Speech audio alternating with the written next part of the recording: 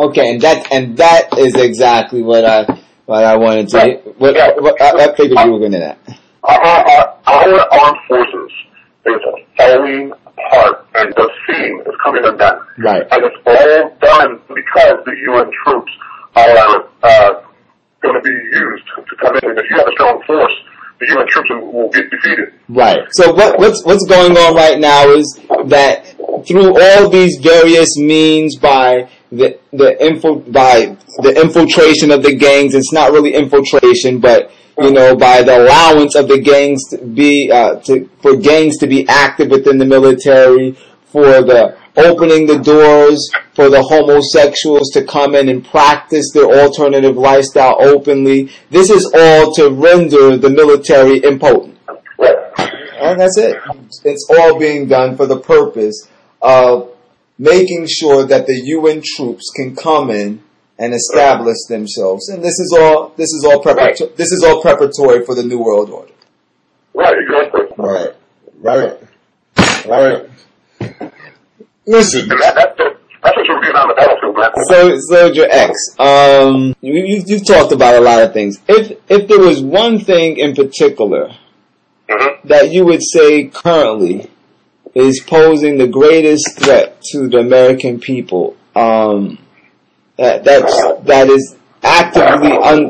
actively taking place right now, underway, making the inroads for the New World Order. For what would you say that is? You want to know one thing?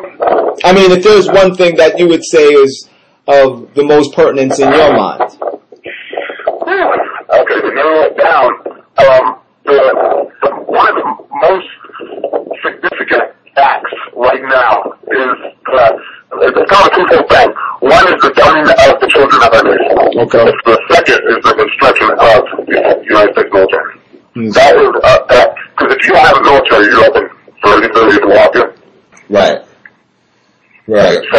So you want to know, the most significant thing is the destruction of the United States military, which is being systematically destroyed. I really appreciate the information that you shared with me and with everybody else that is listening to this, because I foresee that it will help people open their eyes up a little bit wider to what's going on about us. Keep an eye on people being accused of being in a militia, or people actually being in a militia that is here to defend themselves. And they're going to be rooted out. A new article in Newsweek magazine digs deep into the subject that has been honestly grabbing headlines now for months. These so-called patriot groups and militias pitting the federal government against the people. The Southern Poverty Law Center says patriot groups are on the rise. In fact, right now, take a look at this. There are 512 of these groups operating in our country, and 127 of those are so-called militias. But by suggesting a revolution, are these so-called patriot groups setting the stage for some kind of violent showdown? Is that what they want? Newsweek's Eve Conant is here with us. She poses that question in her new article. It's called Hate. Eve, thanks for joining me. First, let's talk about why you decided to call the article Hate. Is this all about hate from these patriot groups and these militias? Well, there's different words actually you could use to describe it. Hate, fear. A lot of these groups are based on fear and paranoia and the idea that the government is out to do something against them.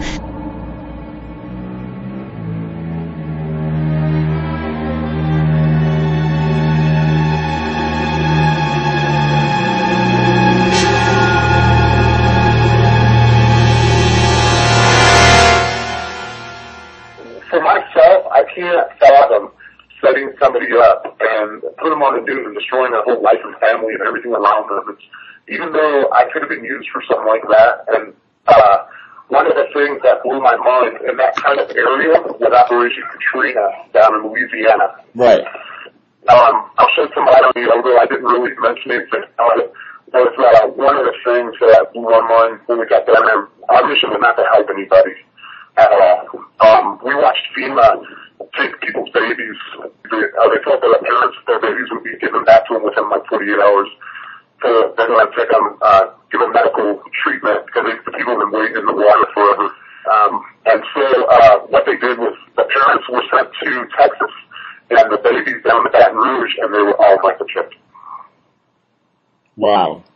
So the babies that were taken by FEMA from their parents in Katrina, they were microchipped. Yep. My God, have mercy, Lord. That's serious stuff. Wow. I was gonna tell you, if the parents were reluctant to hand it over the baby, they were arrested right there. Right there. Yeah, against their rights, against anything that you would think was the United States standard of, okay, well, you can hold the baby, can I check it out while it's in your arms? No, you have to give the baby over, because if you didn't, the federal government would arrest you right on the spot, take you to jail. And the thing about it is, since the Patriot Act is implemented, they can keep you as long as they want. Let's do this again in the future. All right, God's willing. Soldier X, thanks a lot. I really appreciate your time.